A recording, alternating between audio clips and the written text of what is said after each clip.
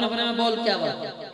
کہنے لگا اس نے سارا واقعہ معراج سنایا تو صدیق اکبر رضی اللہ تعالیٰ نے بڑی سنجیدگی سے فرمایا کہ یہ میرے محبوب نے کہا، تو جھوٹ تو نہیں بول رہا؟ انہوں نے کہا ہاں تیرے دوست نے کہا ہے۔ دوسری بار پھر پوچھا، انہوں نے کہا ہے۔ بڑا خوش ہو گیا کہ ابھی کہے گا یہ تو گڑبڑ ہے، کہنے لگا ہاں ہاں انہوں نے کہا ہے۔ تیسری بار پھر پوچھا، انہوں نے کہا ہے، کہنے لگا ہاں انہوں نے کہا ہے۔ فرمایا جا پھر سچ کہا ہے، سبحان اللہ، حق کہا ہے، کیونکہ یہ تو بہت چھوٹی بات ہے، میں تو اپنے نبی کے کہنے پہ پتہ نہیں کیا کیا مان چکا ہوں، یہ تو بہت چھوٹی بات ہے۔ جو ہی میرے آقا کی بارگاہ میں یہ پیغام پہنچتا ہے، سرکار نے لقب عطا کیا کہ صدیق، یہ صدیق ہے میرا، اور آج دنیا صدیق اکبر کے نام سے انہیں پہچانتی ہے۔ سامنے ذکر یہ ہمارے نبی کی شانیں ہیں، اور یہی ابو جہل تھا۔ ایک اور موقع پر اس نے کیا کیا، آپ دیکھیں اللہ جب میرے نبی کو شان دیتا ہے تو کیسے دیتا ہے۔ ابو جہل ایک دن اپنے دروازے پر بیٹھا ہے اور ایک یہودی گزرنے لگا، اسے آواز دے کے کہتا ہے رک، رکا، اسے اپنی طرف بلایا، بلا کے کہتا ہے کیا کرتے ہو؟ کہنے لگا کھیتی باڑی کرتا ہوں، میرا کھیت ہے۔ ابو جہل نے کہا کہ اگر ایک ڈیوٹی میں تیری لگاؤں اور تجھے نوکری دوں، ہر روز جب سورج غروب ہو تو مجھ سے اجرت بھی لے لیا کر، تو کرے گا؟ اس نے کہا کروں گا۔ ڈیوٹی بتا۔ اس نے کہا ڈیوٹی یہ ہے کہ یہ گلی دیکھ رہے؟ اس نے کہا گلی تو دیکھ رہا ہوں پر یہ جاتی سیدھی محمد کے گھر کی طرف ہے صلی اللہ علیہ وسلم، اب کیا اس کو کیا کرنا ہے؟ اس نے کہا اس کے نکر پہ بیٹھ جا، کام تیرا یہ ہے کہ یہاں سے کوئی بندہ ان تک نہیں پہنچنا چاہیے، روکتا رہے، اور جتنا بندوں کو روکے گا شام کو سورج غروب ہو آ کر مجھ سے اجرت لے جایا کر۔ اب یہ یہودی یہ ڈیوٹی کرنے لگ پڑا، کوئی ماڑا بندہ آتا اس کو ڈرا ڈرو کے روک دیتا، ڈنڈا ہاتھ میں ہے، امیر بندہ آتا اس نے محنت سماجت کر لیتا کہ میری روزی روٹی کا مسئلہ ہے، آج ٹر جاؤ پھر آ جانا۔ اس طرح کر کے اس نے اپنی ڈیوٹی کا نظام چلا رکھا تھا۔ اب ہر روز یہ ڈیوٹی کر رہا ہے، حضور کے دروازے سے روکتا ہے اور شام کو ابو جہل سے جا کر اجرت لے لیتا ہے۔ پر ایک دن منظر کچھ اور ہو گیا، آج کے دن ساری رات بخار میں تپتا رہا، سخت بخار میں مبتلا ہے، پر پھر بھی کام پر آ جاتا ہے۔ ادھر آ کر زمین پر پڑا ہے، ہوش نہیں ہے، کون گزرا کون نہیں گزرا۔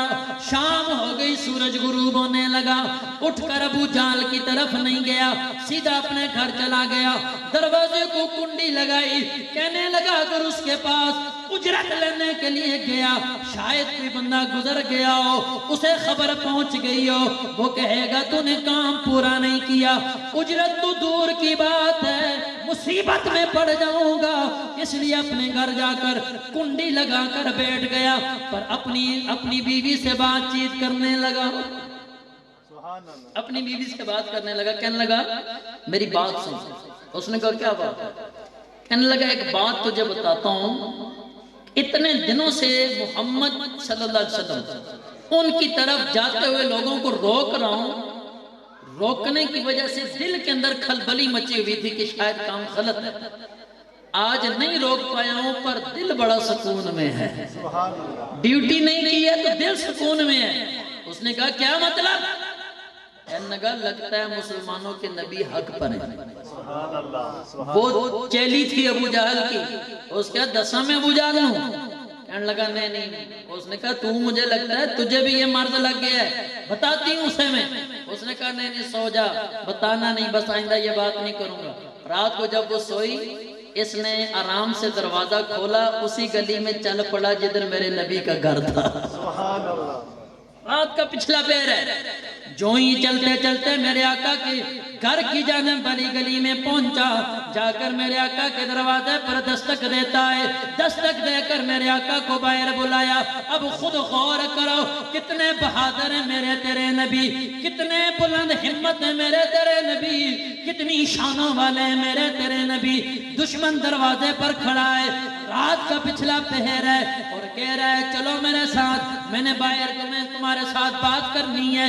اللہ کے نبی نے فرمایا چل، جو بات کرنی ہے میں حاضر ہوں۔ آپ نے فرمایا میں حاضر ہوں، چل جو بات کرنی ہے کرو۔ گیا ایک کھیت میں لے جا کر کہنے لگا، سارا پچھلا قصہ سنایا، اور سنانے کے بعد کہنے لگا کہ یہ 6 میرے پاس گٹلیاں ہیں انگور کی، یہ ہاتھ میں، اور 6 گڑے وہ یہاں پر بناتے ہیں، اور اس میں لگانی آپ نے، اگر یہ 6 گڑوں میں کھجوریں اگ جائیں، بڑی بھی ہو جائیں، جوان بھی ہو جائیں، ان کے ساتھ پھل بھی لگ جائے، اور صبح تک پھل لگ کر پک بھی جائے، میں وعدہ کرتا ہوں حرم کے سنٹر میں کھڑا ہو کر تیرا کلمہ پڑھوں گا۔ سبحان اللہ۔ اب اس نے سوچا یہ نہیں ہوگا، حضور نے گٹلیاں ہاتھ میں پکڑی، فرمایا بات پہ پکا ہے؟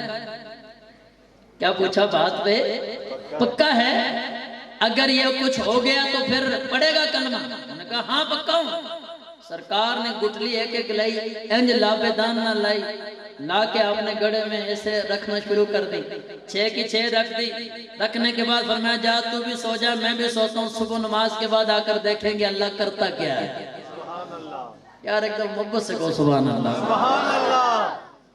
اب بندہ جا کر اپنے گھر میں لیٹ گیا، یہودی ہے پر ساری رات نیند نہیں آ رہی، کروٹیں بدلتا ہے، کبھی اس کروٹ پہ ہوتا ہے، دل میں خیال آتا ہے شاید اگ جائیں، اگر اگ گئی تو میں اتنا بڑا وعدہ کر چکا ہوں، پھر مجھے حرم میں کھڑے ہو کر کلمہ پڑھنا پڑے گا، میری برادری، میری قوم، میرا قبیلہ کیا کہے گا؟